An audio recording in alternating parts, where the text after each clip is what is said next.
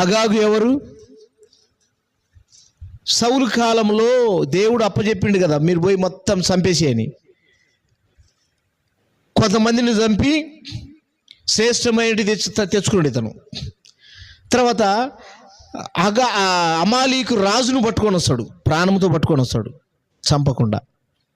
ఇది దేవుడి కోపం వచ్చింది సౌలుకు. నేను అందరినీ చంపేయమంటే నువ్వు చేసిన పని ఏంటి?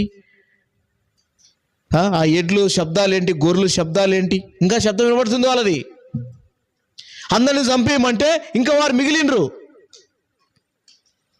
అని సమూయేలుతో మాట్లాడి సమూయేలు వచ్చి సౌలు దగ్గరికి కోపగించుకుంటాడు.